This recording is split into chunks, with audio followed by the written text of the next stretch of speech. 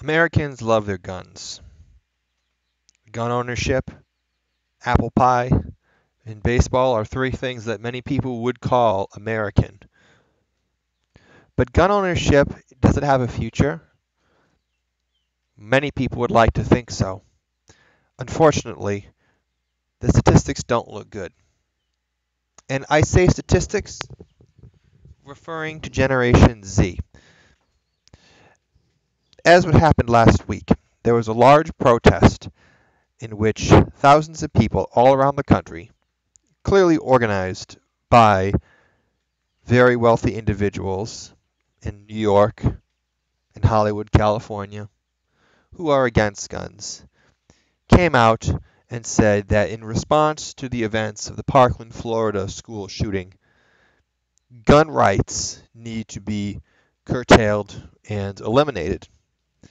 Now, the very question of gun rights in America is an oxymoron because if something is a right, then a government would not be able to regulate it in the way that they do. If it was to be regulated, it would be regulated based on moral reasons if it was a right. What we have are permissions. Permissions for free speech, permissions to assemble, permissions for the press, and permissions to believe for now. We also have permissions to own guns. These permissions vary greatly by state, but the point is that gun ownership and so-called Americanness are really looked at synonymously. One is not an American, a true American, if one does not support firearm ownership. And of course, there are people who would disagree with that. They would say, "Well, I'm an American, and I don't believe in gun ownership." And you find most of these people in the northern part of the country, the so-called liberal states, New England, the Mid-Atlantic region, California and the West Coast, South Florida, parts of the upper Midwest, Michigan, Illinois, areas around the Rust Belt. But gun ownership is enshrined as a right according to the Second Amendment in our Constitution. And of course, there are people who are going to debate that. I'm not here to debate that right now because a law, regardless of what it says, is only as important and only matters in so much as it's enforced. Right now, and has been since the inception of the country, is that private individuals can own firearms, that it's good to own firearms, and that people who own firearms exhibit some kind of patriotism, more so than those who don't. At the same time, there has been an increasing move since really began in the 1930s, but but it didn't pick up speed until I think it was the Gun Control Act of 1968. Don't quote me on that. But that was when a lot of your big laws went into effect regarding the registration and banning of firearms among the citizenry. And the laws have only continued to accelerate since that period. Each generation has become successively more anti-gun. The baby boomers were the least. In spite of their many flaws, they were the least. Generation X was more anti-gun. Generation Y, or the millennials, was even more anti-gun. And now we have this Generation Z, who is being organized, as we see, by very wealthy individuals to go against firearms ownership. Now, yes, firearms are tools. They're tools meant to kill people. That's obvious. In every country that bans firearms, however, there also corresponds, going back to the earliest gun ban. I believe the earliest gun ban was around 1478 in the Ottoman Empire. Ottoman Empire banned guns, and shortly after that, they began persecuting their own citizenry. Gun bans have this effect because what is a gun? It's simply a tool, but a tool that levels the balance of power between the rulers and the ruled. Certainly, it's not good to have constant revolution or stress in society. It's not good for either group to oppress the other. But, historically speaking, it is oftentimes the rulers of society who oppress the ruled. This is another reason why, in medieval Europe, the Church, the Catholic Church, played a very important role. Because unlike the Protestant churches, the Catholic Church partook of both the common man and the ruling classes. The Church was the uniting force as well as the buffering force between the two. The Church brought the two groups together, and the Church separated them when time needed for it to happen. There was certainly abuse that happened on both ends. But the fact is, without that church, Europe would be plunged into a cycle of continuing wars. And if there was religion without this buffering force of the church, the religion would simply be submitted to serve one cause or the other without providing any balance, and thus being a slave of either the rulers or the ruled. This was the effect that Protestantism had. Protestantism allowed for the government to equivocate patriotism with Christian piety. And it worked. It worked very effectively, so much that people eventually stopped going to church. Because why go to church if being a good citizen is no different than being a good Christian? What we have here in the United States today with firearms and the situation with gun ownership is very serious. It is a way of balancing power in a society. Once those firearms are taken away, the balance of power will only be in the hands of the rulers. And if in every country where firearms were banned, if in old Germany, if in the Soviet Union, if in the nation of China under Chairman Mao, Cambodia during the 1970s and the Khmer Rouge, if every nation that bans guns somehow ends up later abusing its citizenry, what is to make America exceptional? People talk often of American exceptionalism, how America is somehow a special country, that we are different than all of the other nations of the world. We are ahistorical, so to say. But are we? We're just a nation. There have been lots of nations, many nations before us that were and no longer are, many nations that are now, and many nations that will come after us, surely. What makes us any different? The only entity that has survived the longest in history and still survives today, the only entity that has survived from the time of antiquity is the Catholic Church. The Catholic Church was around during the days of the Roman Empire. She saw the death of the Western and the Eastern Roman empires, the rise and fall of the Ottomans, of the Muslim Caliphate itself,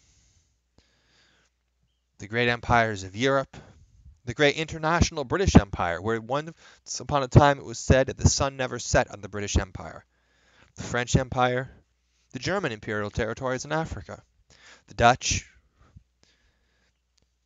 the Goths. People come and go. Church is the only one that has survived. And through all of these times, some things remain the same. Some things change, but some things remain the same. What does not change is human sinfulness, because human nature does not change. No man is perfect. No man is going to achieve perfection in this life insofar as absolute perfection. We are all works in progress. Complete perfection is only something that we will see upon death. Until that time, it's a continual process of, just as a gardener weeds out the weeds that appear, section by section, taking care of new ones, of new weeds, maintaining old sections, while cultivating new ones. So we are the same as human beings. The, the pattern doesn't change where you go. If I plant a garden in my yard, or if I go 2,000 miles from where I am and plant a garden, I will have the same problems, and I will need to engage in the same activities in order for my garden to be successful.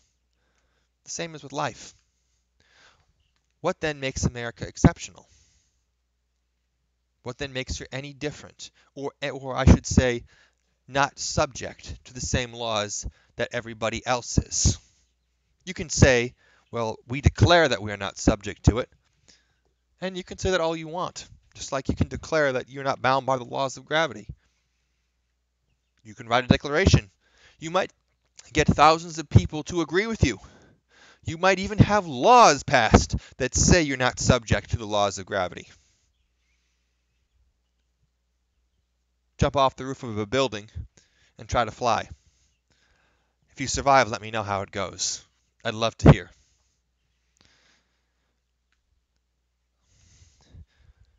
There are some people who shouldn't own guns. There are laws that are in place to deal with that.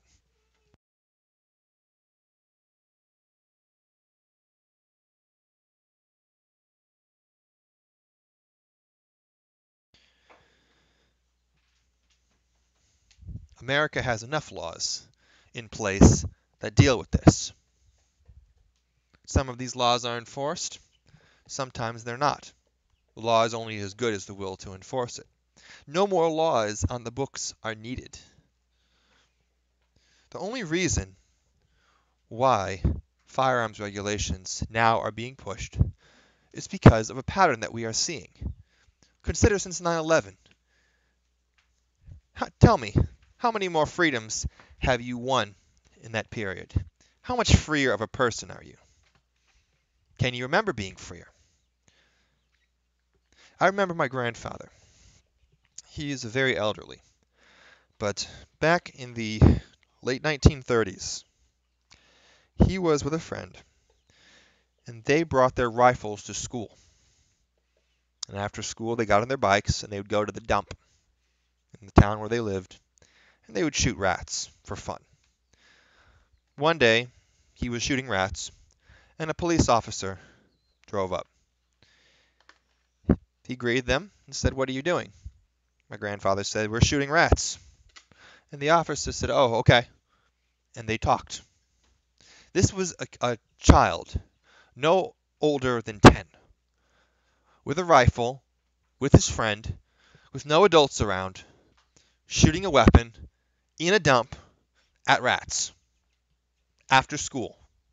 And he had just taken his gun from school. The police weren't called. He wasn't arrested. There were no investigations. Why is that? It's because the culture has changed. The people themselves have changed. Are we more responsible today than our ancestors? And if so, if we are not more responsible, if we require more supervision, more government oversight, then we have one of two or perhaps both problems. We could have a government that's too burdensome, too many laws, too many regulations. It's possible. It could also be we have a reprehensible and immoral population who, refusing to submit to moral laws, has to be governed progressively by more onerous laws because we will not rule ourselves and control our own passions.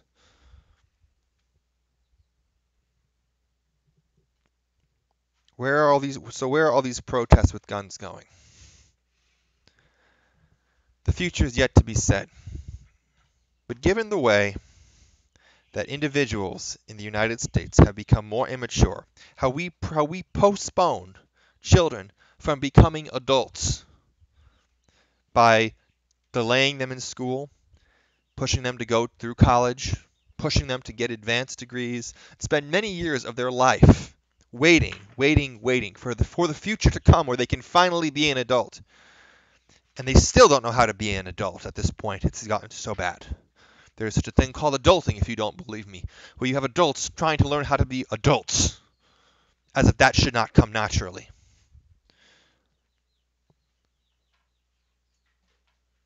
Perhaps we need both. Perhaps the reason why you have people, the Generation Z, protesting against guns is not only because they don't understand that there is a direct relationship between individual freedom and social repression, as well as the right to own firearms, historically speaking, of course, but perhaps they themselves are not mature enough to own weapons. Perhaps they themselves, as much as they complain about being oppressed, really want to be oppressed because they know themselves that they cannot govern their own persons. I'm not sure if it was Patrick Henry or John Adams, but he made a quote that went something like this: "For those who would prefer the tranquility of servitude over the animating pursuit of freedom, depart from we ask that you depart from us in peace. Bow down and lick the hand of those who feed you. May you bear your chains lightly, and may our posterity forget that you were ever once our countrymen." Beautiful words. Sadly, though, who is the majority? Is it the people that are spoken of who would hopefully engage in the animating pursuit of freedom and liberty? Or is it those who would bear their chains lightly and lick the hand of those who feed them? I'll let you decide. This is Andrew. Hope you've enjoyed this message. Hope I've given you some food for thought.